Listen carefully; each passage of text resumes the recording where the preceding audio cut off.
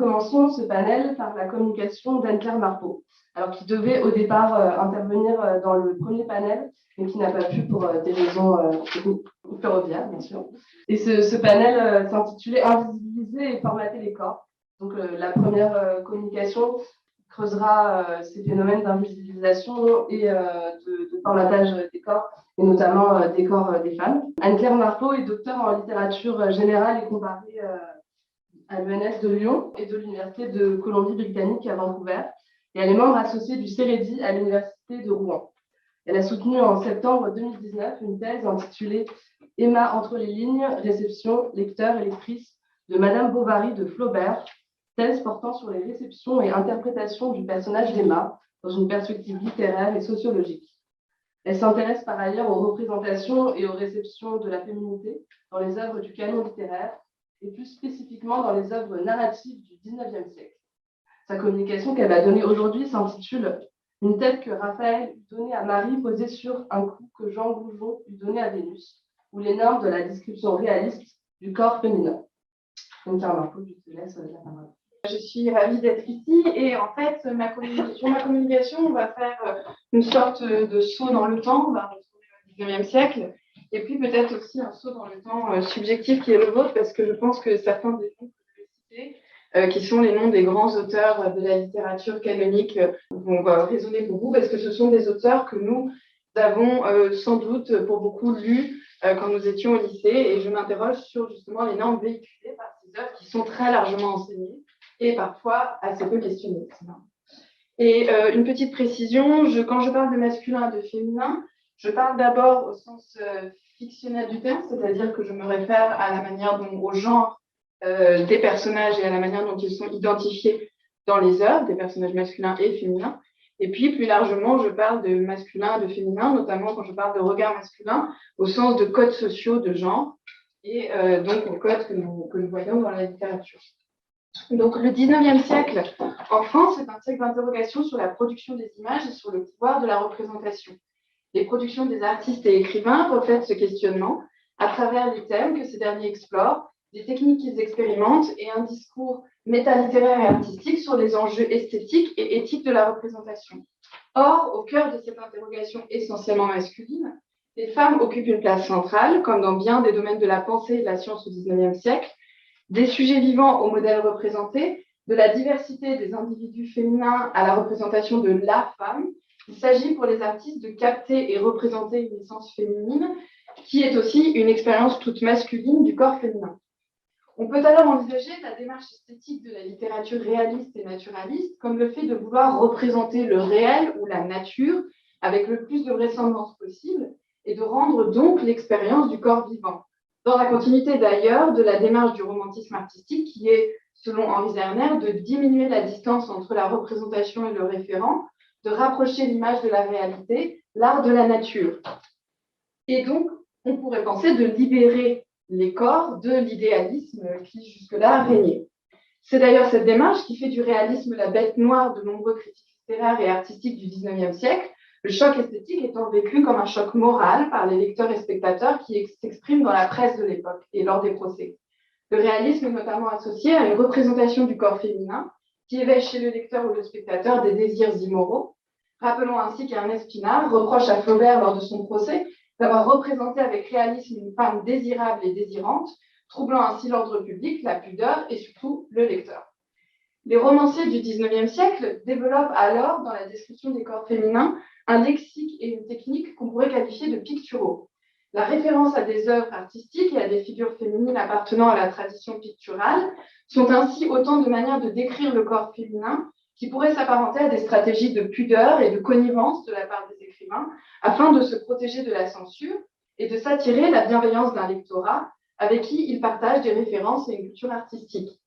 Ainsi, pour échapper à une norme de bienséance, les écrivains développent une norme esthétique.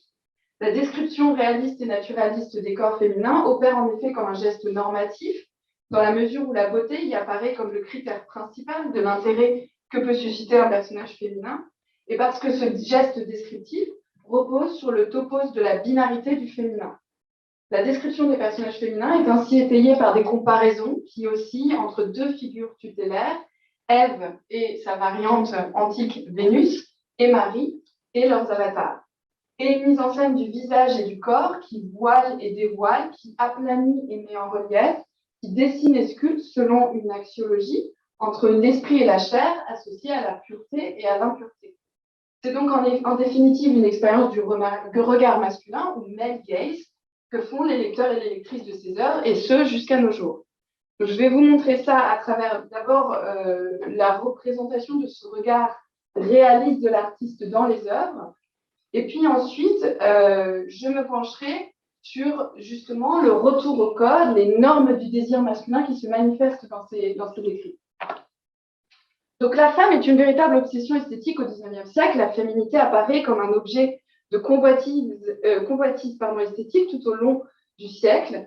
Deux œuvres écrites par les maîtres du réalisme et du naturalisme mettent en scène cette obsession et se font ainsi écho à près de 50 années d'écart.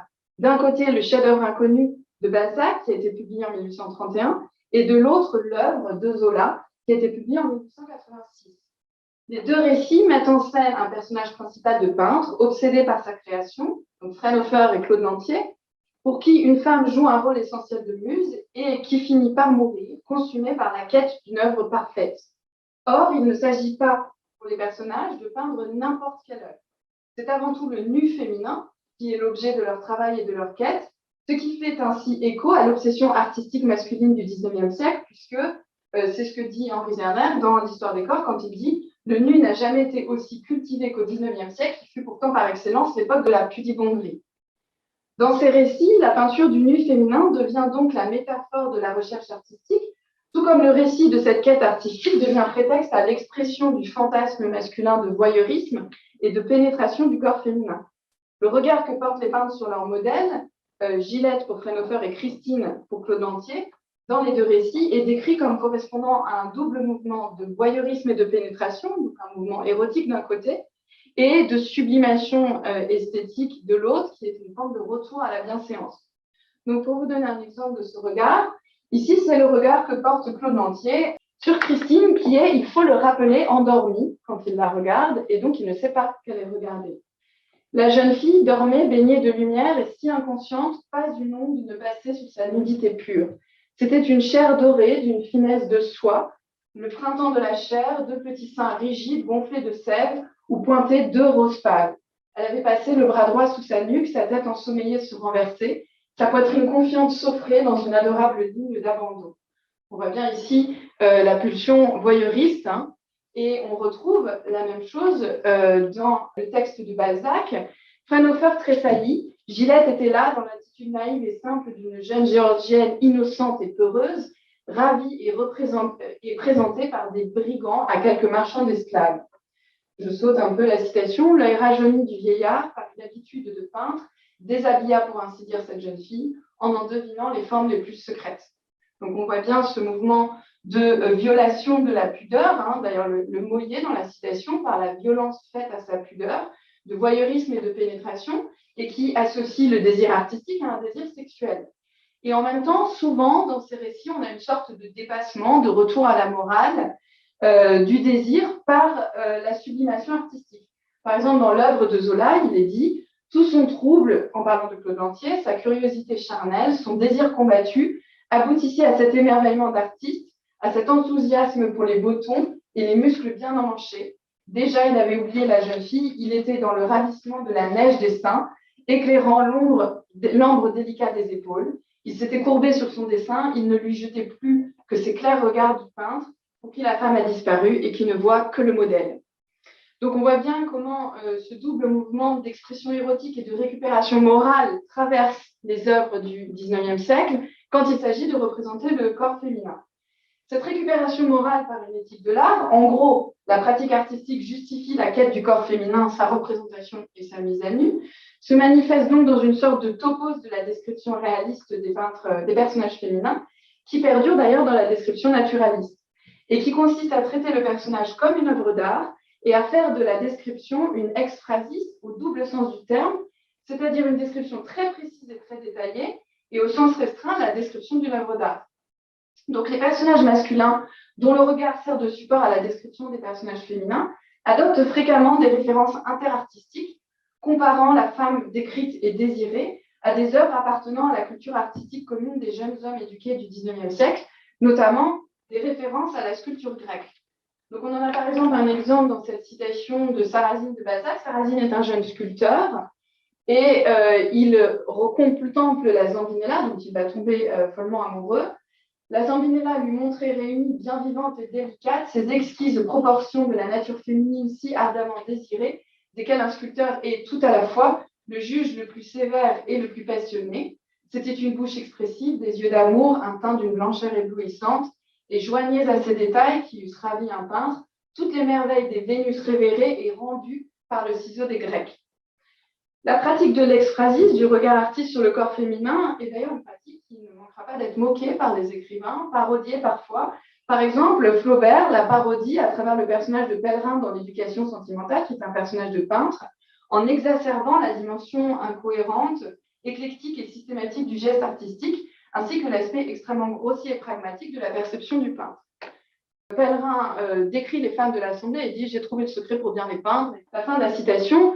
Tandis que la grosse, ça va, continua-t-il en montrant une poissarde en robe cerise avec une croix d'or au cou et un fichu de linon noué dans le dos. Rien que des rondeurs. Les narines s'épatent comme les ailes de son bonnet, les coins de la bouche se relèvent, le menton s'abaisse, tout est gras, fondu, copieux, tranquille et souriant, un vrai Rubens.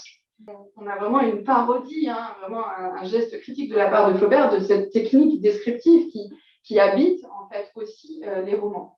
L'exphrasis du corps féminin se trouve particulièrement marqué quand le regard masculin est celui d'un personnage artiste, comme plus haut dans Sarrazine de Balzac, mais cette pratique descriptive est parfois portée par un personnage masculin qui n'est pas un artiste. C'est par exemple le cas quand Léon compare Emma Bovary à l'Odalis Cobin, révélant ainsi la prégnance de cette culture picturale et artistique commune et l'horizon d'attente qui se dessine autour de la description des personnages féminins et donc autour de ce qu'est un corps féminin désirable à l'époque. La description réaliste du corps féminin se trouve donc prise dans une tension entre représentation d'un corps rêvé, fantasmé, érotisé, et traduction de l'expérience du corps vivant. Parce que la grande entreprise des artistes du XIXe siècle, c'est simultanément, et notamment dans la littérature réaliste puis naturaliste, d'offrir une expérience du réel et du vivant. L'expérience des sens est au cœur de cette entreprise. Cette dimension phénoménologique du geste artistique est parfaitement traduite par Fraunhofer quand il reproche au peintre Porgus de ne pas offrir au spectateur de son tableau une expérience physique qui passe par la mise en volume et la synesthésie, la vue devant éveiller la sensation du toucher du corps féminin. C'est-à-dire que quand on voit ce tableau, on devrait pouvoir imaginer toucher ce corps. Il lui reproche face à ce tableau qu'on ne pourrait pas faire le tour de son corps en parlant de la femme représentée. Il me semble que si je portais la main sur cette gorge d'une si ferme rondeur, je la trouverais froide comme du marbre. Suivant cet impératif, qui semble être de donner vie au corps représenté, la description réaliste entreprend de détailler ce corps pour nous en donner une appréhension, nous le rendre réel et sensoriel. C'est par exemple le cas dans la description d'Hortense Hulot dans La cousine bête de Balzac.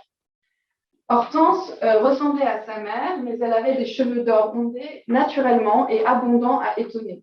Son éclat tenait de celui de la nacre. Hortense appelait le regard.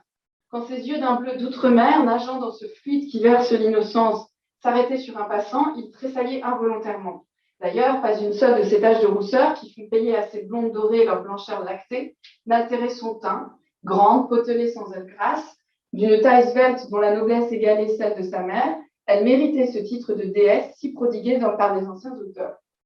On voit bien comment il s'agit ici pour Balzac de décrire ce corps en traduisant l'effet qu'il produit, effet tactile autant que visuel. Le fluide du regard, le corps potelé sont autant de termes qui appellent d'autres sens que la vue et visent à faire comprendre au lecteur ce qu'est l'expérience masculine, physique, que provoque la rencontre d'Hortense. Une expérience de tressaillement, en l'occurrence.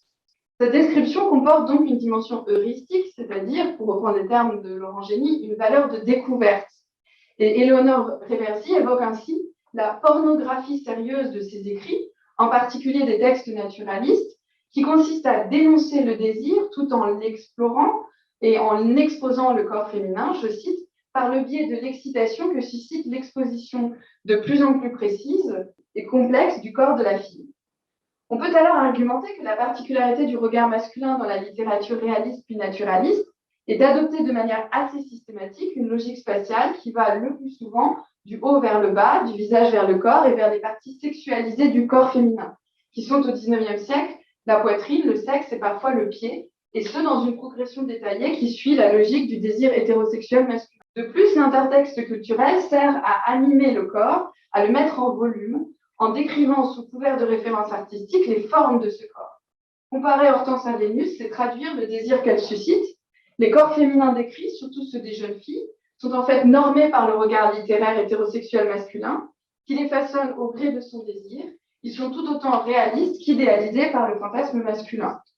Donc, je vais vous montrer comment ce retour au corps procède, du modèle à la modélisation, de la description de la jeune fille occidentale, qui est différente de la jeune fille orientale, parce qu'il y a quand même différents types de femmes qui sont décrits dans ces récits, mais je m'arrête sur le type par excellence de la femme désirable à cette époque, à savoir la jeune fille. Dans la littérature que j'explore, je suis ainsi une logique codifiée. Le visage d'abord est décrit, puis le corps, selon deux pôles qui sont aussi celui de la virginité et de la sensualité. Au visage, des tons clairs, le rose, le blanc, l'ivoire, dans des descriptions par touches de couleurs qui rappellent un tableau. Au corps, les formes, la rondeur, les volumes qui rappellent la sculpture et correspondent en fait à deux figures tutélaires de l'art occidental, deux traditions aussi, sacrées et profanes, Marie et Vénus. Et je vous montre ici la citation d'où est tiré le titre de ma communication, qui est en fait le texte de Victor Hugo, la description de Cosette quand elle vient d'avoir 15 ans. C'était d'admirables cheveux châtains nuancés de belle dorée, un front qui semblait fait de marbre, des joues qui semblaient faites d'une feuille de rose, un incarnat pâle, une blancheur émue, une bouche exquise d'où le sourire sortait comme une clarté, et la parole comme une musique, une tête que Raphaël lui donnait à Marie, posée sur un cou que Jean Goujon eût donné à Vénus. Alors, une tête que Raphaël lui donnait à Marie, avec un corps que Jean Goujon lui donnait à Vénus, ça donne ça. Donc, d'un côté, la Vierge à la rose de Raphaël et de l'autre, donc le visage de Cosette et son corps. Et vous voyez la manière dont la description suscite le désir de manière complètement voilée, puisque quand on évoque une sculpture antique de Vénus, on imagine systématiquement un corps nu. Or, Cosette est habillée dans le texte. Mais vous voyez bien comment le texte suscite l'imagination toute masculine du corps nu de Cosette. Et on trouve cette dualité esthétique et morale de la description de la jeune fille dans de très nombreux textes du XIXe siècle, avec des variations, mais selon une continuité tout à fait claire aussi entre réalisme et naturalisme. Par exemple, chez Maupassant dans Une vie, à propos de Jeanne, elle semblait un portrait de Véronèse avec ses cheveux d'un blond luisant qu'on aurait dit avoir déteint sur sa chair. Elle était grande, mûre de poitrine, ondoyante de la taille. Vous voyez bien la division entre le visage pur, le visage de vierge, et le corps en volume, le corps sensuel et le corps souvent associé à Vénus. Ainsi, le topos du regard masculin sur la jeune fille, introduit par un regard artiste, puise ses sources dans la littérature romantique, mais la particularité du réalisme est d'ajouter l'insistance sur les formes du corps féminin et de construire la description de la jeune fille sur cette dualité entre virginité et sensualité. Elle incarne ainsi, cette jeune fille et cette description, les injonctions contradictoires du désir hétérosexuel masculin, dont on peut faire l'hypothèse qu'elle dure jusqu'à aujourd'hui et fait de l'expérience de lecture de ces textes une expérience de désir. Donc, l'expérience de lecture de ces textes, et ce qui est important de comprendre, c'est que ces textes, on les lit encore très couramment, notamment à l'école, et quand on est des jeunes personnes en formation aussi en France. C'est que c'est une expérience du regard masculin, avec cette dualité des représentations qui est souvent portée par la division visage et corps, un visage enfantin, un corps de femme, qui parfois d'ailleurs se reflète dans le visage même de la jeune fille. Alors, je ne vais pas tout vous dire, mais la fin de la citation ici dans l'œuvre décrit le visage de Christine. Le haut du visage est d'une grande bonté, d'une grande douceur, le front limpide, uni comme un clair miroir, et le bas, des lèvres trop fortes saignées, montrant des dents solides et blanches. C'était comme un coup de passion, la puberté grondante et qui s'ignorait dans ces traits noyés d'une délicatesse enfantine. Donc là, même la dualité, si vous voulez, sensualité-virginité est représentée dans le visage même du personnage. Ainsi, ce leitmotiv des textes, de la puberté qui s'ignore, est une injonction masculine qui consiste à ne pas reconnaître aux jeunes femmes leurs désirs et à ne pas les autoriser à le reconnaître pour elles-mêmes. Les femmes les plus désirables sont celles qui ne savent pas qu'elles le sont. D'ailleurs, quand elles ne sont plus vierges et pudiques, elles ne sont plus décrites que comme des Vénus. C'est le cas, par exemple, de Nana de Zola, et le texte peut se permettre de les dévoiler davantage. Le regard masculin sur les jeunes corps féminins adopte donc une dialectique du voile caché. Je reprends l'expression à Lucie Nizar. Et de nombreuses descriptions des corps féminins se présentent comme des descriptions à leur insu, dans une forme de voyeurisme ambigu. Pour Lucie Nizar, les romanciers, je cite, résolvent ainsi, avec beaucoup plus d'ambiguïté qu'ils ne l'accordent, le problème de la pudeur féminine, qui non seulement n'est pas directement blessée, puisque la femme est observée à son insu et puisqu'elle ne sait pas qu'elle est désirable, mais encore produit un redoublement d'érotisme. C'est ce qui permet à la chercheuse de parler de dévoilement pudibond. Donc, voyeurisme, pulsion scopique, pénétration du regard, injonction contradictoire. On retrouve dans ces textes littéraires des caractéristiques du regard masculin ou male gaze, décrit un siècle plus tard par Laura Mulvey, pour qualifier la façon dont le cinéma hollywoodien met en scène des femmes sexualisées, qui sont, je cite, simultanément regardées et mises en scène, leur apparence étant codée dans le sens d'un impact visuel et érotique, afin qu'elles puissent connoter le fait d'être regardées. Pour conclure, je dirais donc que la description réaliste du corps féminin, en particulier de la jeune fille, n'est en rien réaliste. Introduite par un regard de personnage masculin, notamment un personnage artiste, qui sert de relais au regard de l'écrivain, elle repose sur des normes de beauté physique héritées de la tradition artistique occidentale, qui connotent la pureté et la virginité, auxquelles elle ajoute la présence d'un corps formé, sensuel et désirable. À travers ce regard qui divise visage et corps, les jeunes filles sont placées sous une double injonction, celle de la pudeur et de la séduction, dont notre monde contemporain hérite aussi. Le lecteur ou la lectrice de ces textes canoniques de la littérature française est alors positionné à la place de ce regard masculin hétérosexuel, qui, elle, fait l'expérience du male gaze.